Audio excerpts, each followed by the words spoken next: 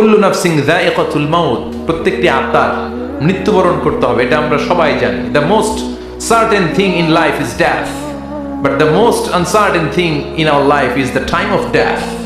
এ জীবনের সবচেয়ে সুনিশ্চিত বিষয় হলো মরণ, সবচেয়ে অনিশ্চিত বিষয় হলো মরণের সময়। চিল্লা এখন ঠিক কিনা? মরবো যে আমরা সবাই জানি, কিন্তু কোথায় মরবো আমরা কেউ জানি? জানি আমরা? সবাইকেই মরতে হয়, জন্মালেই মরতে হবে, চলে যেতে হবে, থাকা যাবে না। এটাই হলো পৃথিবীর পদ্ধতি। জীবনের সবচাইতে নির্মম ঘটনা হচ্ছে মরণ, সবচাইতে ভয়ঙ্কর অভিজ্ঞতা। কোন প্রাণীর জন্য সর্বোচ্চ এবং সবচাইতে ভয়ঙ্কর অভিজ্ঞতা হচ্ছে মৃত্যু। এবং এত ভয়ঙ্কর অভিজ্ঞতা, এই অভিজ্ঞতাটা কারো কাছে শেয়ার করে যাওয়া যায় না। মরার সময় কেউ বলে যেতে পারছিল আমার মরতে এমন লাগছে, কইতে পারছে? কেমন লাগছে বলতে পারে? বলা যায় না। তার আগেই চলে যেতে হয়। শৈশব, কৈশোর, যৌবন, বার্ধক্য, প্রৌঢ়ত্ব, হ্যাঁ, বয়সের ছাপ, কালো চুল দাড়ি সাদা হয়ে যাওয়া, দাড়ি চুলে শুভ্রতা, দুর্বলতা। This is the circle of life.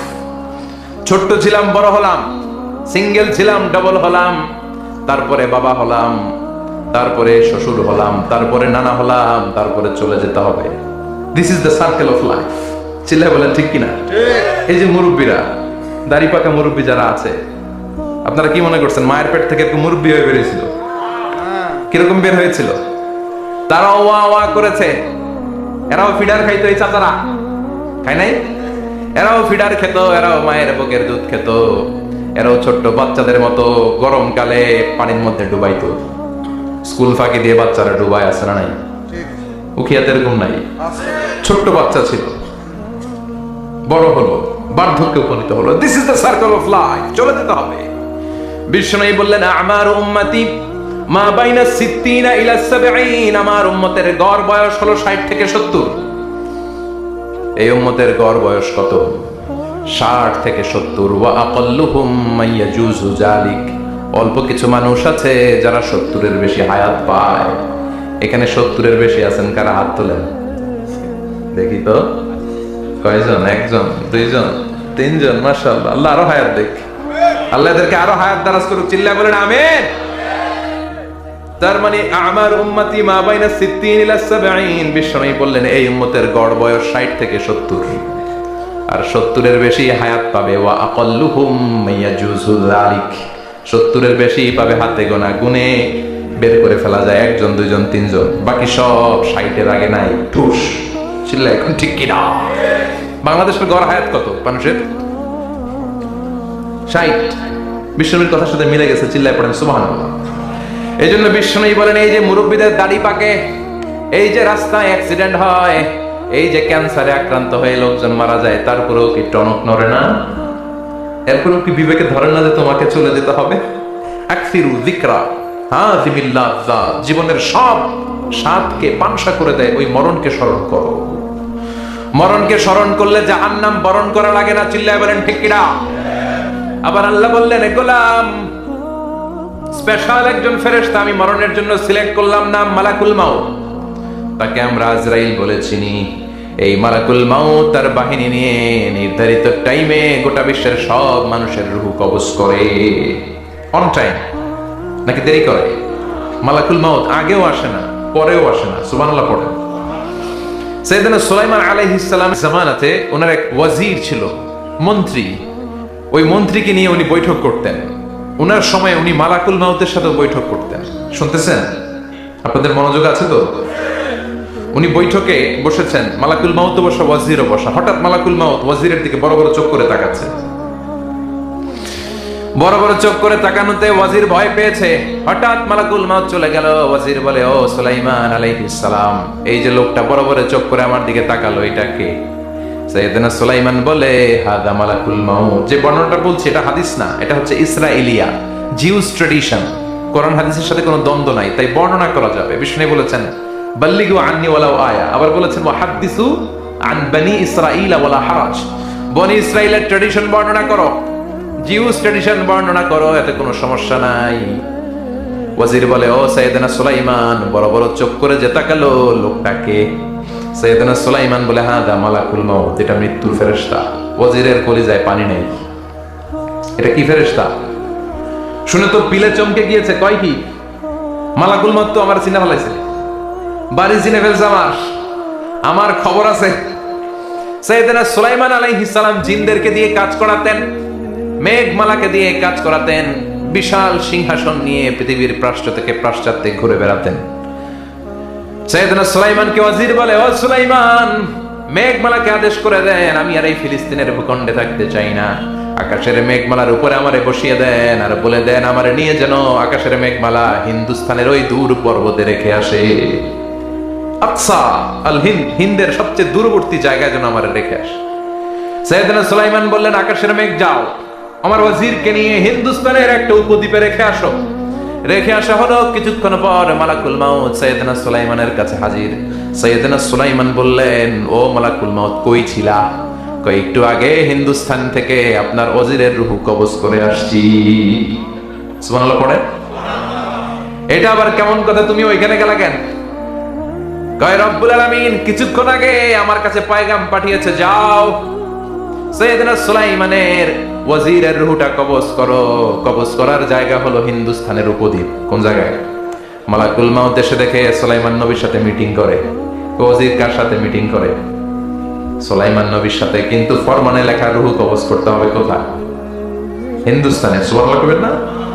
এইজন্য বড় বড় চোখ করে আমি তাকিয়েছি, আর মনে মনে ভাবলাম টাইম তো নাই, কারণ মৃত্যু তো অন টাইমে হতে হয়, এখনই ওর রূহ কবজ করতে হবে। কেমন করে ওইখানে যাবে আমি জানি না, আমি আগে চলে যাব। মালাকুল মাউত চলে গেল, যে দেখে ওই জায়গায় ওয়াজির হাজির, সাথে সাথে রূহ কবজ করে আল্লাহর কাছে চলে গিয়েছে। পড়েন সুবহানাল্লাহ। এজন্য আল্লাহ বললেন, মালাকুল মাউত আমি নির্ধারণ করে দিয়েছি, পৃথিবীর প্রতিটি মানুষ মালাকুল মাউতকে দেখবে, চাক্ষুষ দেখবে, ভালো হলেও দেখবে, খারাপ হলেও দেখবে। কার কথা?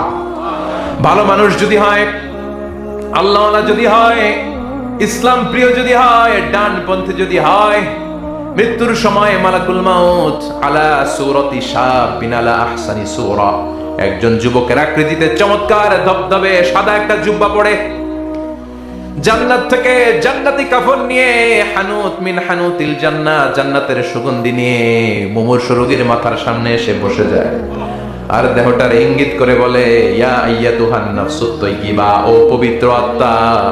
আরেক বর্ণনায় এসেছে, ইয়া আইয়াতুহান নাফসুল মুতমাইন্না, ও প্রশান্ত আত্মা, উখরুজি ইলা মাগফিরাতিম মিনাল্লাহ, আল্লাহর ক্ষমার দিকে বের হয়ে আসো। উখরুজি ইলা মাগফিরাতিম মিনাল্লাহি ওয়া রিদওয়ান, আল্লাহর ক্ষমার সন্তুষ্টির দিকে রূহটা বের হয়ে আসো। স্মুথলি বলার সাথে সাথে মুমিনের দেহ থেকে রূহটা বের হয়ে আজরাইলের হাতে চলে যায়।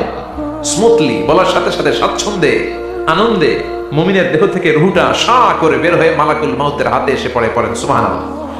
আল্লাহ এমন মৃত্যু তুমি আমাদের নসিবে রেখে দিও, চিৎকার করে পড়েন আমিন। আর যারা ইসলাম মানে নাই, আর যারা কোরআন মানে নাই, আর যারা দিন কায়েমের আন্দোলন করে নাই, দিনকে ভালোবাসে নাই, বাম আর রামপন্থী ছিল, নাস্তিক ছিল, ইসলাম বিরোধী ছিল, তাদের কাছেও মালাকুল মাউত আসে কি আসে না? চিল্লায় বলে না, সে কি আসে না? তাদের কাছেও আসে, কিন্তু আলা সূরাতি আকবাহি রাজুল, একজনের চেহারা যত ভয়ঙ্কর হতে পারে, যত নিকৃষ্ট হতে পারে, এরকম ভয়ঙ্করতম নিকৃষ্ট দুর্গন্ধওয়ালা একটা চেহারা নিয়ে আসে। রিজলাহু ফিল আরদ, পা থাকে জমিনে, রাসুহু ফিস সামা, হাদিসের বর্ণনা, পা দুইটা জমিনে, মাথা আকাশে। এসে ধমক দিয়ে জালিমের মাথার সামনে এসে বলে, ইয়া আইয়াতুহান নাফসুল খাবিসা, হে পাপাত্তা, হে অপবিত্র আত্মা, উখরুজি ইলা সাখাতিল্লাহি ওয়া গাদাবিহি, আল্লাহর রাগের দিকে, আল্লাহর অসন্তুষ্টির দিকে বের হয়ে আয়। মালাকুল মাউতের এই অর্ডার পাওয়ার সাথে সাথে রূহটা কিন্তু বের হয় না। মুমিনের রূহকে ডাক দিলে যেমনি স্মুথলি বের হয়, কাফিরের রূহ এভাবে বের হয় নাকি? কথা বলেন। রূহটা ডানে যায়, ফাতাতাফাররাক, একবার রূহটা ডানে যায়, আবার রূহটা বায়ে যায়, আবার সামনে যায়, পায়ে যায়, হাতের মধ্যে ঢুকে ডানে বায়ে যায়। মালাকুল মাউত আবার ধমক দিয়ে বলে, ইয়া আইয়াতুহান নাফসুল খাবিসা, পাপাত্তা, বের হয়ে আয়। রূহটা আবার ডানে যায়, বায়ে যায়, সামনে যায়, পেছনে যায়। এবার খপাস করে মালাকুল মাউত রূহকে ধরে টান মারে, সারা দেহটা থেকে প্রাণ রস সিক্ত করতে করতে দেহ থেকে রূহটাকে টেনে হিচড়ে বের করে আনে, আর মুমূর্ষু রোগীটা চিৎকার মারতে থাকে। পড়েন না আউযু বিল্লাহ। একটা জীবন্ত ছাগল, একটা জীবন্ত ছাগলের চামড়াগুলো জবাই না দিয়ে কেউ যদি টেনে টেনে বের করে, ছাগল জবাই হয় নাই কিন্তু চামড়া এক পাশ থেকে টেনে টেনে টেনে হিচড়ে আপনি গা থেকে বের করলে যত কষ্ট হয়, এর চেয়ে বেশি কষ্ট দিয়ে মালাকুল মাউত বামপন্থী আর কাফেরদের রুহুটা দেহ থেকে বের করে আনে, পড়েন নাউযুবিল্লাহ। আমাদের রুহুটা যেন আল্লাহ, মুমিনদের রুহু আপনি যেভাবে কবজ করেন ওইভাবে যেন আমাদের রুহুটা বের হয়ে আসে। আর জোরে পড়েন আমিন। এজন্য আল্লাহ বললেন, বাল তুসিরুনাল হায়াতাদ দুনিয়া ওয়াল আখিরাতু খায়রুন ওয়া আবকা। পাগলের মতো মোহাচ্ছন্ন হয়ে এই দুনিয়াটার পেছনে ছুটে বেড়াও, এই দুনিয়া আসল নয়, আখিরাত হলো আসল। চিল্লায় বলেন ঠিক কিনা? অস্থির, আমরা অস্থির, আমরা ব্যস্ত দুনিয়ার লোভে আর মোহে পড়ে আমাদেরকে যে মরতে হবে, চলে যে যেতে হবে, এটা ভাবার সময় আমাদের নাই। চিল্লাই কোন ঠিক কিনা? এজন্য বলা হয় মুতু ক্বাবলান তামুতু, মরার আগে একবার মরো। হাসিবু ক্বাবলান তুহাসাবু আলাইক, তোমার হিসাব কিয়ামতের দিন করার আগে তুমি তোমার হিসাব করো। জীবনে কি কি পাপ করেছি আমি জানি, আমার চেয়ে ভালো কেউ জানে না। চিল্লায় বলেন ঠিক কিনা? কি কি অন্যায় করেছি আমার হৃদয়ের মধ্যে কথাগুলো আছে না নাই? পৃথিবীর কেউ না জানলেও আমি জানি কি জানি না? পৃথিবী না জানুক আমি তো জানি, আমি কি পাপ করেছি হায়। পৃথিবী না জানুক আমি তো জানি, আমি কি পাপ করেছি হায়। আমার পাপের করলে বিচার, বাঁচার উপায় নাই আমার। দয়াময় প্রভু মাফ করো আমায়, মাফ করো আমায়। পড়েন আমি আর জোরে আমিন। এজন্য হাসিবু ক্বাবলা আন তুহাসাবু আলাইক, তোমার হিসাব বসার আগে নিজে হিসাব করো কি কি করলা। আসল মরণের দিন শটান হয়ে তো শুয়ে পড়ো ভাই, মরার আগে আরেকবার মরো। মরার আগে আরেকবার কি করবেন? কথা বলেন, মরার আগে কি করতে হবে? হঠাৎ একদিন বিছানায় শটান হয়ে শুয়ে যান, চক্ষুটা বন্ধ করেন, ভাবেন মরে গিয়েছেন, এই তোমার কুলমাউত চলে এসে রুহুটা নিয়ে গেল। আত্মীয় স্বজন চিৎকার চেঁচামেচি শুরু করে দিল, কান্নার রোল পড়ে গেল চারদিকে। মাইকের মধ্য দিয়ে, মসজিদের মাইক অ্যানাউন্স হয়, অমুক এলাকার নিবাসী অমুক ভাই আমাদের মধ্যে দুনিয়ায় নাই, তার জানাজা হবে এশার নামাজের পর। সবাই এসে রুহের মাগফিরাত করেন, সবাই আপনারে দেখতে আসবে, কেঁদে কেঁদে লোকজন আপনারে কবর দিতে আসবে। চিল্লায় বলেন ঠিক কিনা? কেঁদে কেঁদে সবাই আসবে, দেখার জন্য আসবে। ছেলেগুলো কাঁদবে, স্ত্রী কাঁদবে, বাবা মা কাঁদবে, বন্ধু বান্ধব কাঁদবে, আর ঘরের মধ্যে রাখা হবে না। এবার আপনাকে গোসল দেওয়ার পালা। চক্ষু বন্ধ করে চিন্তার দরকার আছে না নাই? কথা বলেন। হঠাৎ করে,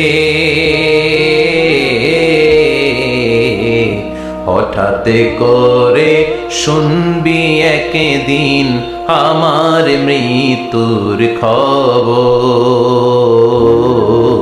কেঁদে কেঁদে আসবে সবাই দিতে আমায় কবর, দিতে আমায় কবর। ঠিক কিনা?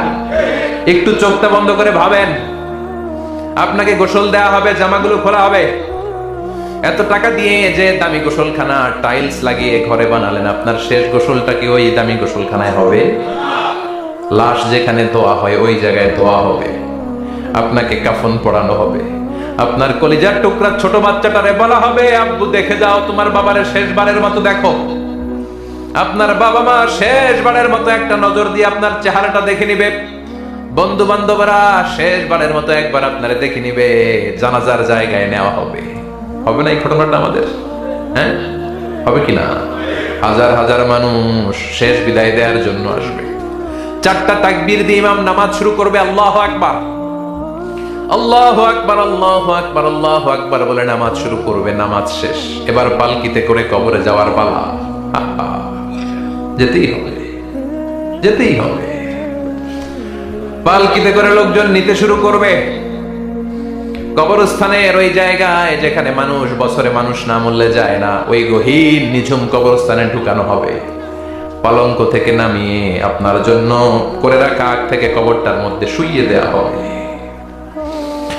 উপরে বাঁশ দিয়ে ছাউনি, শেষবারের মতো সবাই দেখে বাঁশের ছাউনির উপরে মাটি চাপা দিবে, ঠিক কিনা? চলে যাবে সবাই, কেউ নাই, অন্ধকার, শুধু অন্ধকার। এই অন্ধকার যেন শেষ হতে চায় না। এই ঘটনা ঘটবে না আমাদের? কথা বলেন, ঘটবে কিনা? এজন্য মরার আগে এগুলো চিন্তার দরকার আছে না নাই? মরার আগে একবার মরার দরকার আছে না নাই? এজন্য রব্বুল আলামিন বলেন, বাল তুসিরুনাল হায়াতাদ দুনিয়া ওয়াল আখিরাতু খায়রুন ওয়া আবকা। এই দুনিয়ার জীবনটাকে তোমরা আসল জীবন মনে করো, এটা আসল জীবন নয়। আসল জীবন হলো কবরের জীবন। চিল্লায় বলেন ঠিক কিনা? আল্লাহ তোমার এই দুনিয়া, আল্লাহ তোমার এই দুনিয়ায় কেউ আসে কেউ চলে যায়, তবু তোমার ভয়ে কারো কাঁদে না হৃদয়। এই দুনিয়াতে আমার বদলে গেল মন, চারিদিকে দেখি শুধু সুখেরই স্বপন। ভাবলো না মন আল্লাহ ছাড়া,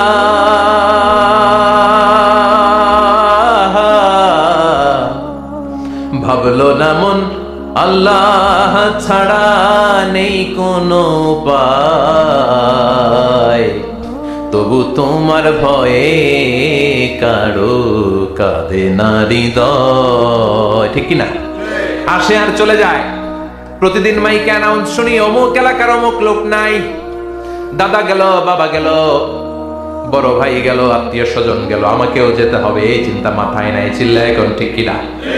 এজন্য লাইফটা হলো one time, one chance, second কোনো চান্স আপনাকে দেয়া হবে নাকি? কাফেররা বলবে, ইয়া রাব্বি আরেকটা সুযোগ দেন, লাউ আন্না লানা কাররা ইয়ানি মাররা, আল্লাহ আরেকটা সুযোগ যদি পেতাম দুনিয়াতে ভালো করে আসতাম।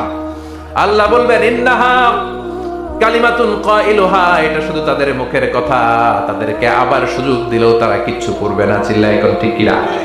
এজন্য একটা চান্স আমরা পেয়েছি, এই দুনিয়ার ওয়ান চান্সে আমরা ভয় পাবো একজনকে। চিল্লায় বলেন তিনি কে?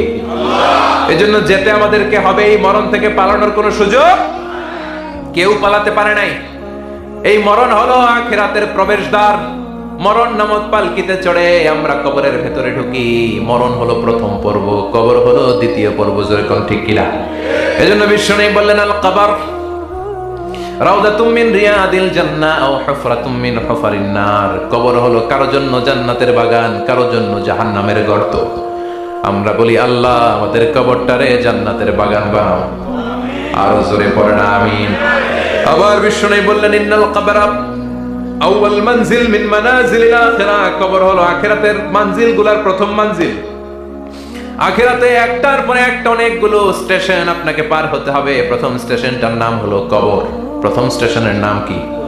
এই কবর নামক স্টেশনে যদি আপনি মাফ পেয়ে যান, সামনের সব স্টেশনগুলোতে মাফের ব্যবস্থা করবে কে? আল্লাহ। আর কবর নামক স্টেশনে যদি ধরা খেয়ে যান, আপনার মায়ের আসানা নাই। লাশটাকে যখন রাখা হয়, লাশটা চিনে কে আমারে রাখলো, কে আমাকে ধৌত করলো, কে আমারে কাফন পড়ালো। এজন্য বিষ্ণুই বলেছেন, মুমূর্ষের সামনে বসে বসে পড়ো, লা ইলাহা ইল্লাল্লাহু মুহাম্মাদুর রাসূলুল্লাহ। লাকিনু মাউতাকুম, লা ইলাহা ইল্লাল্লাহ। মুমূর্ষের সামনে দাঁড়িয়ে দাঁড়িয়ে পড়ো, লা ইলাহা ইল্লাল্লাহ। এই লা ইলাহা হচ্ছে জীবিতদের জন্য কালিমা, আর আমরা মরার পরে এই জিকির করি, ঠিক কি না? আমাদের দেশের অনেক জায়গায় লাশ নিয়ে কবরে যাওয়ার সময় লা ইলাহা পড়ে না। না, এটা আগের জিকির, মরার আগের জিকির।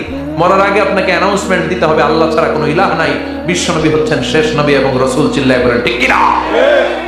লাশটাকে যখন রেখে দেয়া হয়, বিশ্বনবী যত মানুষকে কবরে রেখেছেন, তারপরে দাঁড়িয়েছেন আর বলেছেন, ইস্তাগফিরু লিআখিকুম, তোমার ভাইদের জন্য তোমরা দোয়া করো। ফাইন্নাহুল আনা ইউসআল, এখনই তাকে কবরে সওয়াল করা হবে। কবরে প্রশ্ন আছে না নাই?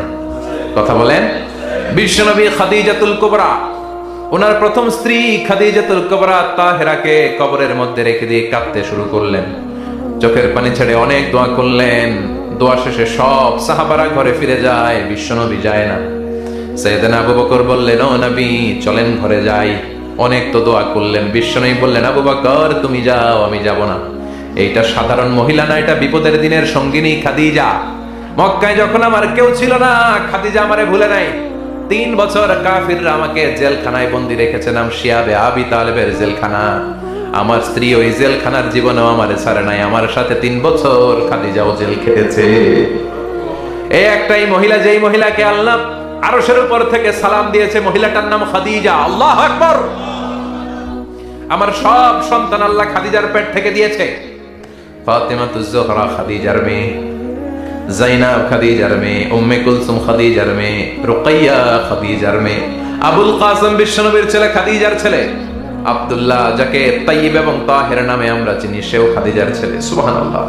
ও আবু বকর, আমার এই কলিজার টুকরা প্রিয়তমা খাদিজারে রেখে দিয়ে কেমনে বাসায় যায়? তুমি যাও, আমি দাঁড়িয়ে থাকবো।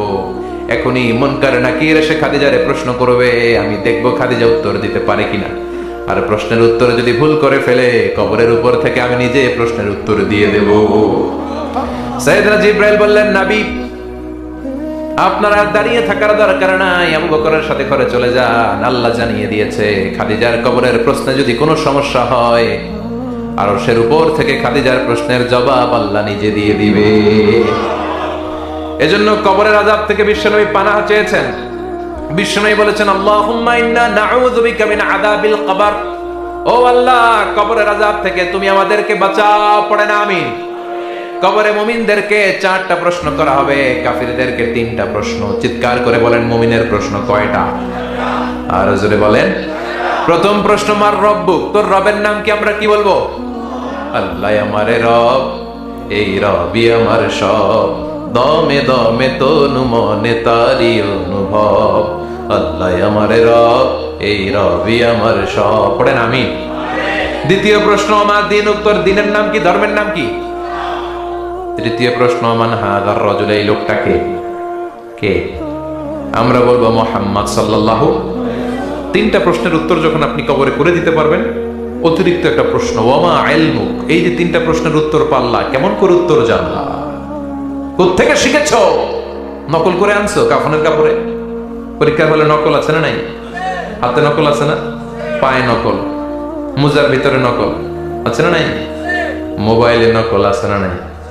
নকল থেকে আল্লাহ তুমি বাঁচাও। আরো আসতে কোন আমি। কিভাবে জানলা? কেমন করে 3টা প্রশ্নের উত্তর শিখলা? What is the source of your knowledge?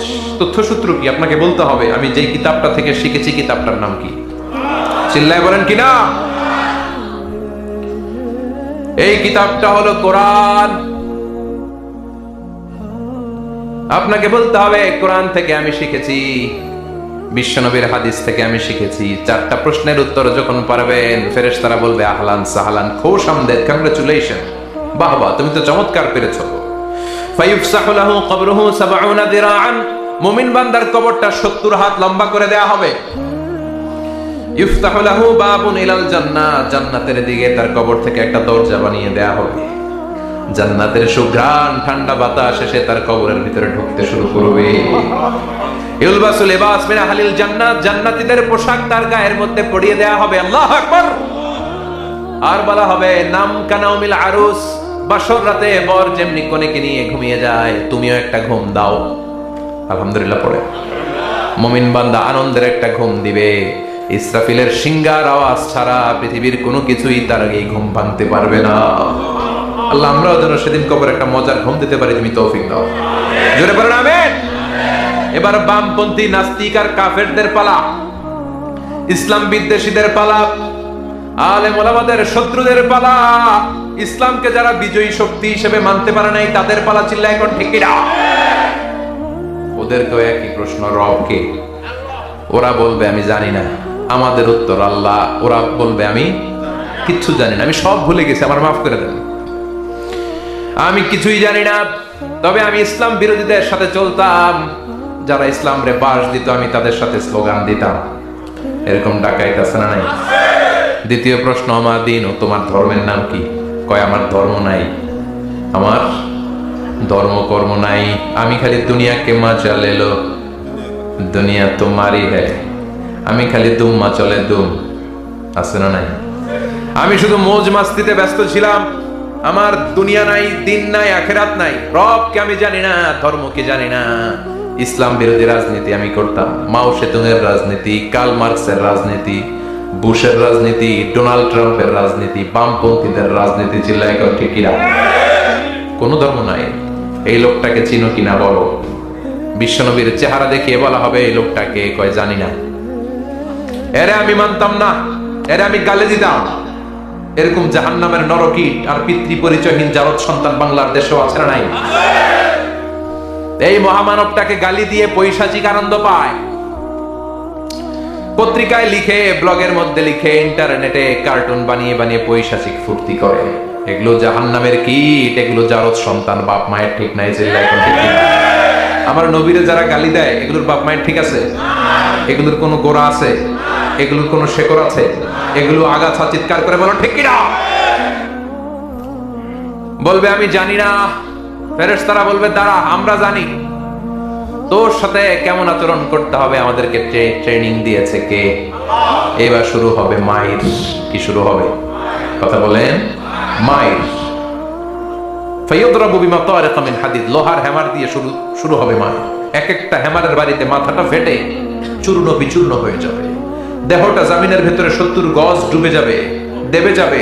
ওর চিৎকারে কবরস্থানটাও থারথার করে কাঁপবে। আবার জমিনকে বলা হবে ইলতাইমি, চাপা দে। জমিনে ঢুকে যাওয়ার পরে জমিনের এপাশ থেকে একটা চাপা, মাটি চাপা, বাম দিক থেকে মাটি চাপা।